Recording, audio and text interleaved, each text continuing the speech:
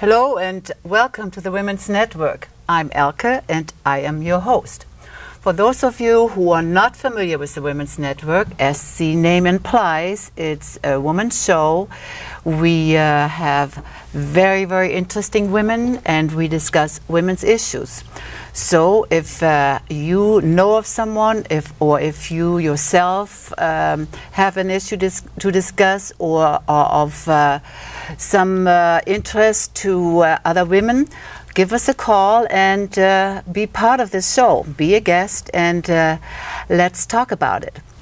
Okay, but today we will step into the world of high fashion. I have a wonderful guest with me today. She is not only an artist, but she also was a model, a high fashion model on the runways of Paris, Milan and Rome and you name it.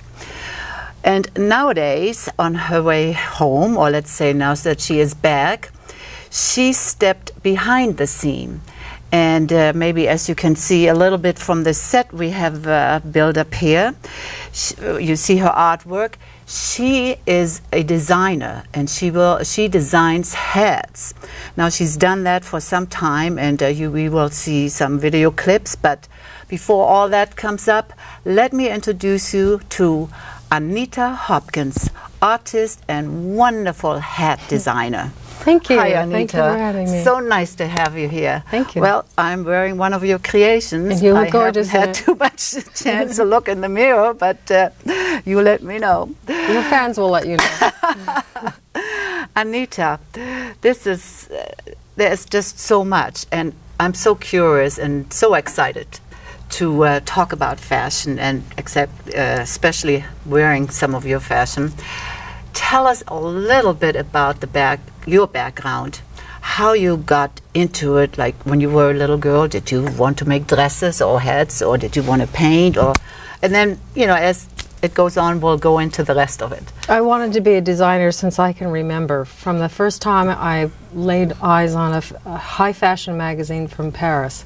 My grandmother was from Paris, and so she had a lot of fashion magazines around, and she talked about Paris a lot. So that's what sort of started me off. And the minute I saw my first high fashion garment in the magazine, I thought, oh, that's what I want to do.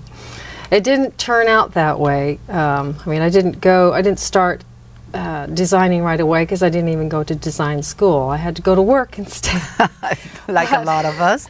But fortunately, on the road of working, I eventually started modeling, and that was what got me back into fashion again. And after my 11 years of modeling, I started designing hair accessories, which led me to designing hats. And I started painting everything. It looks that way. It's just absolutely beautiful, and I can't even wait to get into that. But tell us a little bit about your modeling days. It sounds exciting, and for a lot of women out, maybe our audience, a lot of us think about wanting to be models when we grow up. That's the fashion, the beauty, the world. Tell us a little bit about it.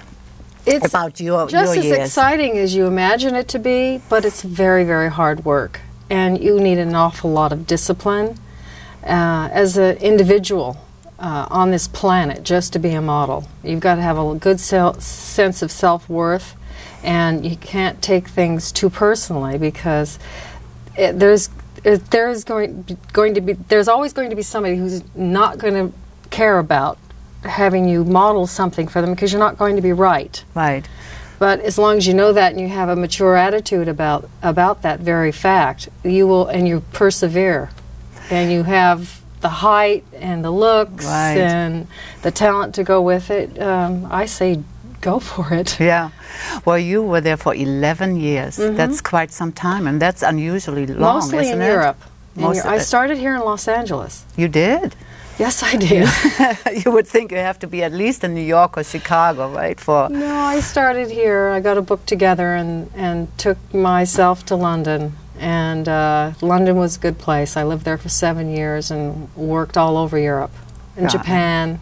God, that sounds wonderful. Mm-hmm. Well, oh God, when I look into the fashion magazines and I see these beautiful women walking down the aisles with their beautiful clothes on, and the designer maybe right there, and you know, it certainly puts you into a different frame of mind and puts you in a different world, I guess, whatever. Completely different world. And you know, you would like to sometimes experience a little bit of it, and you did. Now you are really going the other way. You're behind the scenes, and you are making some of the designs. You have created, like in your case, you went into hat designing, hat fashion. The hat that really got my attention, that really made me, that swayed me in the direction of designing hats and going, you know, big time on in that direction, was the Panama hat. The Panama straw hat is the finest straw there is woven in the world, and so I decided to take a trip to Ecuador, which is where the straw grows and is woven. So I spent 2 months down there and traveled throughout the weaving area of the country where all the weavers are. I trekked into the jungle to see where the plant grows. Oh my God! So every time it was a very passionate thing that I had to do. I mean, it's like God said, "Go to Ecuador," so I went. Which I think is very interesting. Not to just design the hat or, you know, buy some fabric, but you literally went out to learn about this magnificent straw, right, and meet the weavers, the people that make it. I mean, they're wonderful, lovely people that live up 10,000 feet in the air. They're up in this mountain country that is just divine. So whenever you see a Panama hat, I mean, you must really go through a lot of emotions. I will stop somebody on the street if they're wearing a very finely woven Panama and let them know that I really appreciate it. Now, when you design your hats, do you have a particular person in mind? Do you have a costume in mind? Do you have a direction in mind?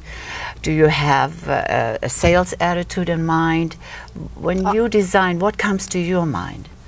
Well, when I'm designing, I'm usually not thinking about what is going to be so saleable, but I have had to learn how to do that through the course of the 10 years that I've been doing this now, because I have some wonderful stores that I design for, and I work with them, and I've toned things down from more of the outrageous to calming it down to something that is very wearable. One example would be, this is very much a show hat. This is a window piece. Yeah, I would say so. Or on a model. Or in a show. As an accessory to a wonderful outfit. But some of the others, like the ones that we're wearing, are very, very easy to wear and go with very nicely with suits and dresses. Now, when you create, does it just come to you, or I mean, how do you create? I mean, and many different things. Sometimes it's just a color. Sometimes it's the fabric. Sometimes it's just sitting down with a hat block and the material that I'm working with, and it just sort of takes its own shape, and I just mold it there. I just mold it to that place. I don't have any one thing that I'm trying to do. I'm constantly experimenting, if that answers your question. Yeah.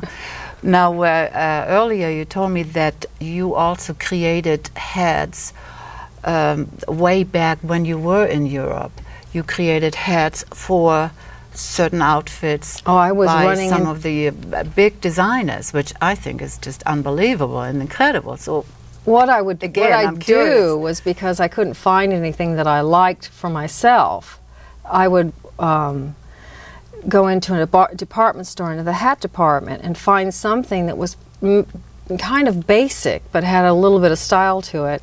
And I would rip out all the insides of it, the lining and the hat band inside and all of that, because I always felt that that was something that not only irritated my head, it didn't feel right, it wasn't coming down, you know, around my ears enough. And I was living in London when I was doing this, and it's very cold there, so I needed something to come down around my ears to keep me warm. And you know, so I had to pull out all those things inside in order to make it a more malleable hat to wear.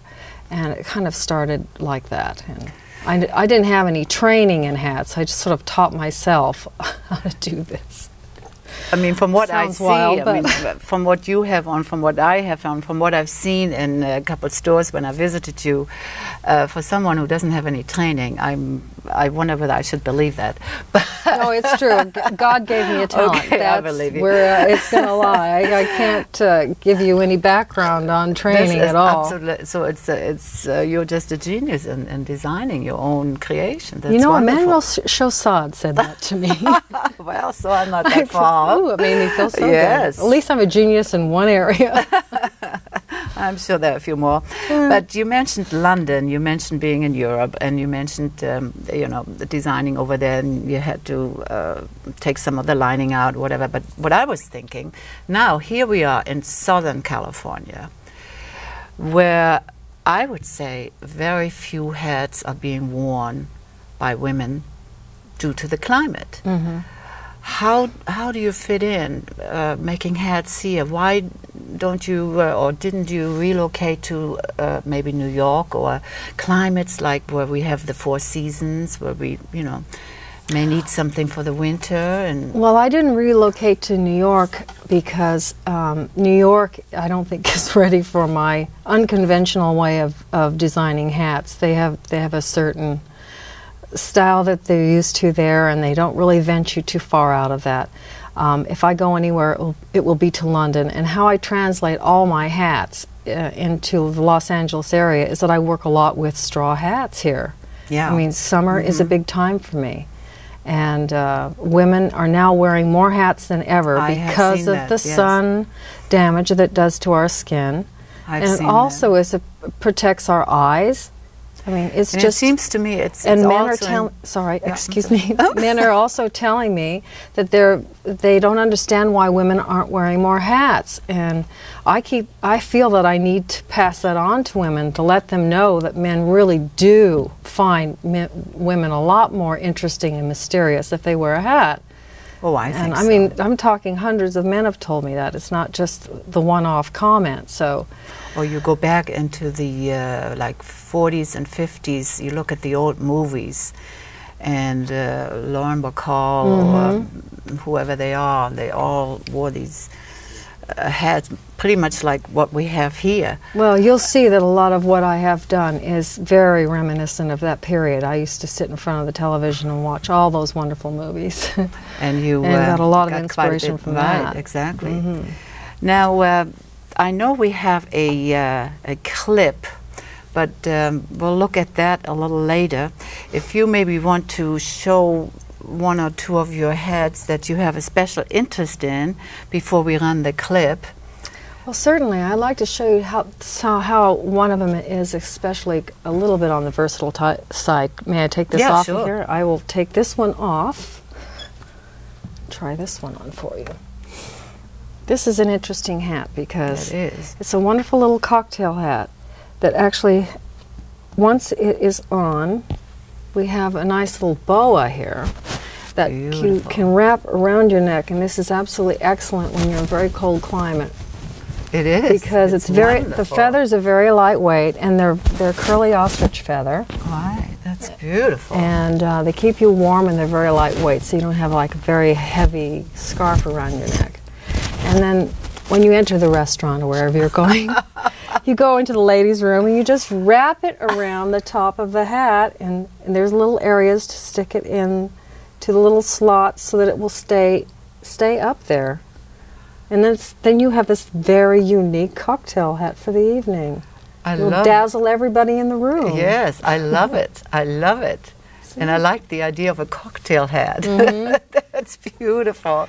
It's beautiful. But many of my hats do have more versatility than that even. That's definitely a cocktail hat. But some others, oops. There we go. Here's one. It's one of my cloches that I've done. This is from my fall collection. Actually, this one's a little more interesting, I think.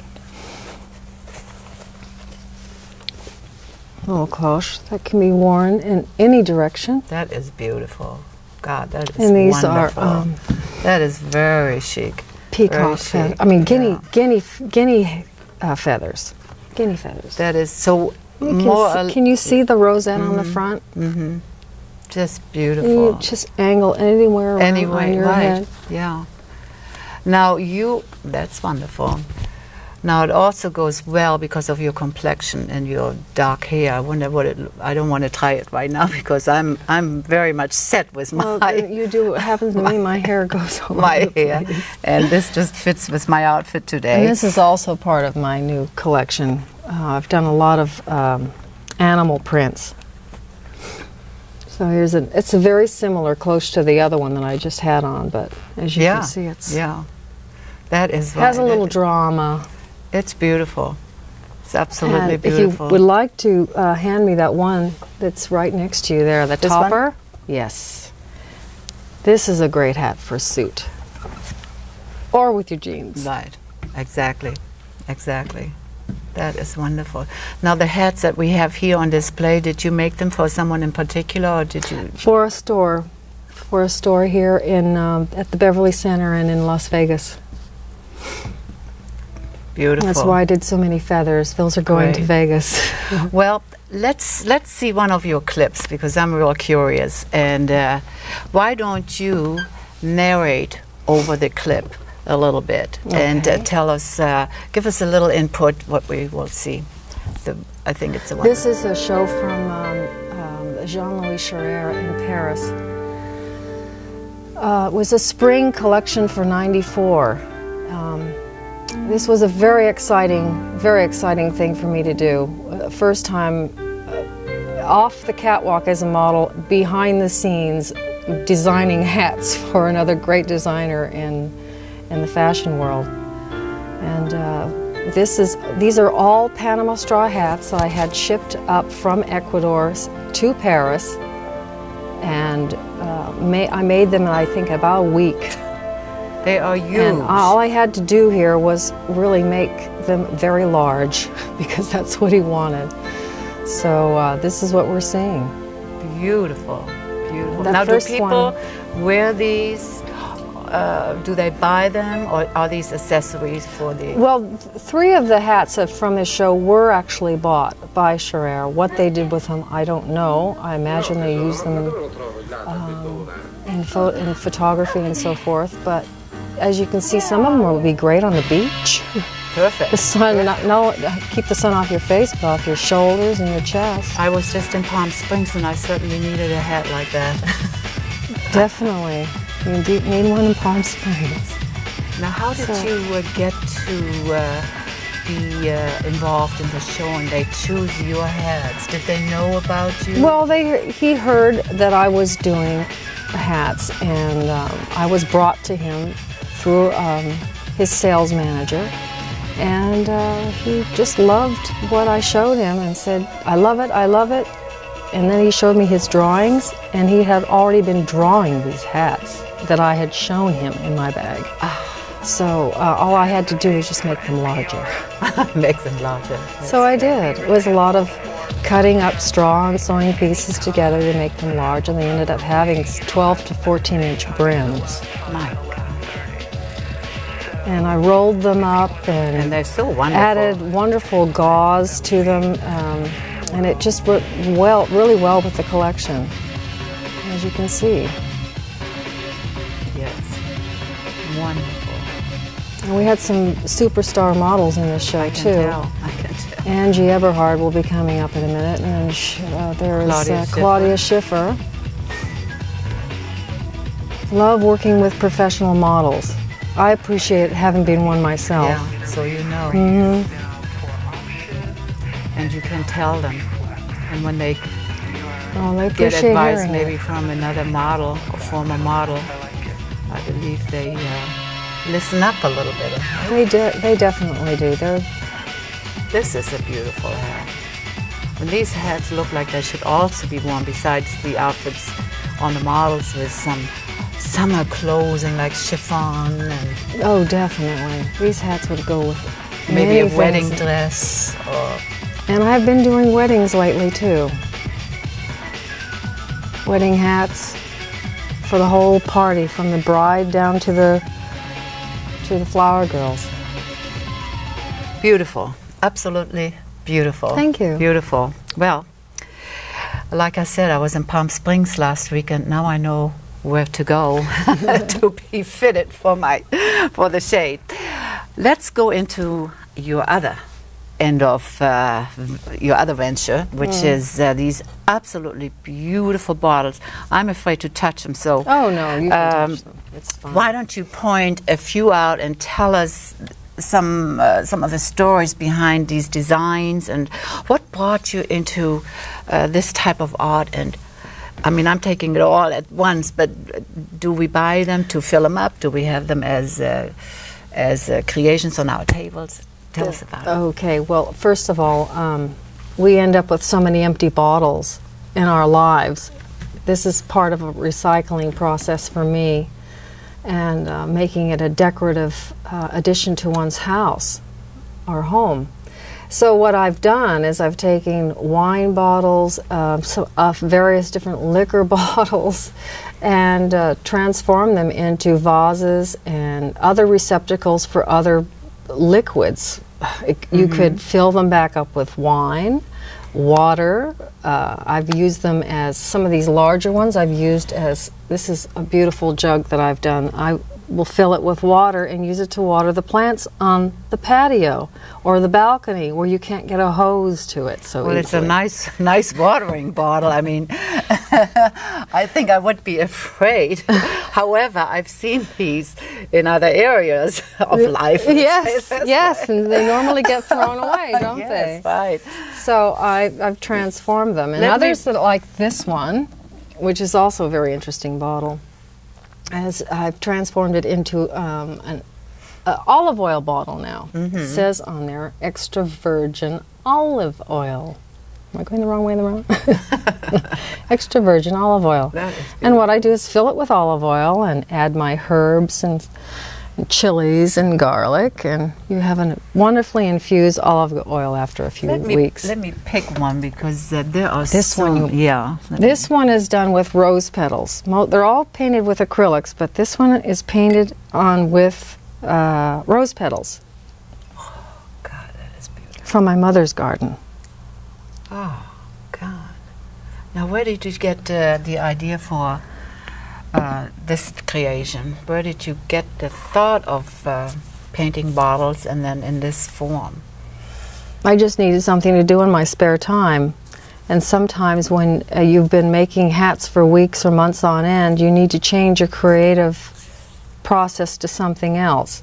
So I go from hats to bottles to painting canvases now. I know we have so much, but you know, Anita, I would like our audience to see another clip of yours.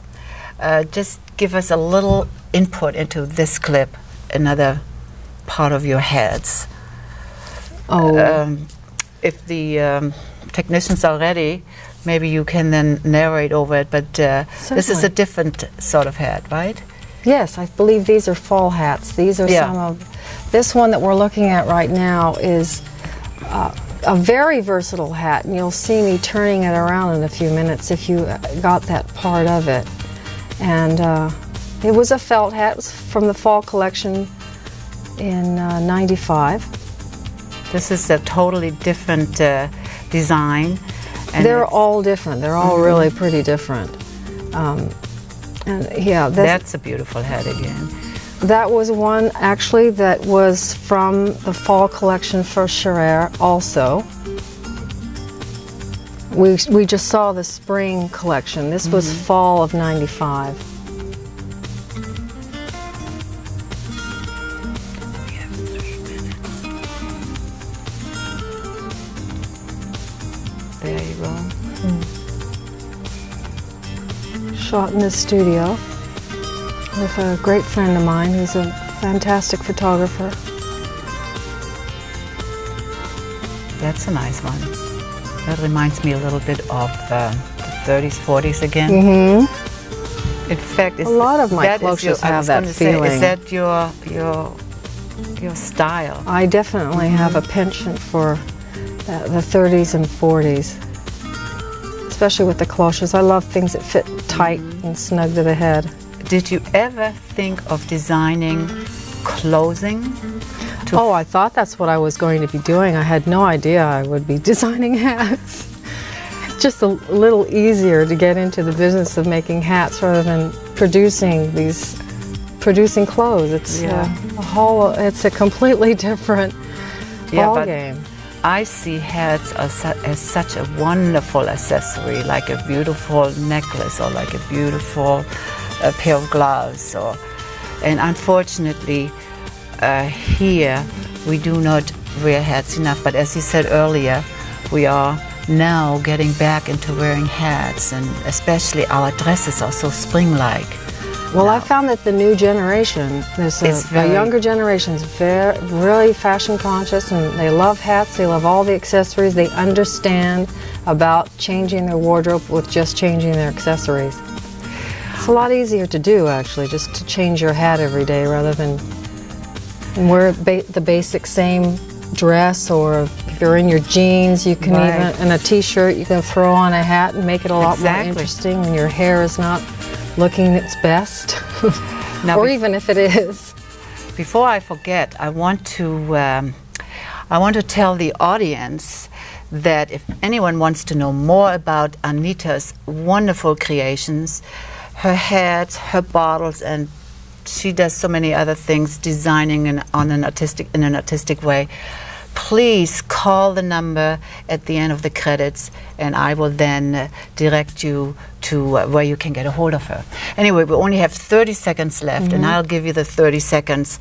Tell the audience out there how you feel about if someone has hesitations and wants to be a designer, a model, an artist, and go into what you've done. Just start experimenting with your original ideas, and even if you make mistakes, look at those mistakes as possibilities for something new and different. Okay, great. Anita, thank you so much for visiting us today. I am just so excited about your life, about your creations, and I hope you will come back with your latest ideas.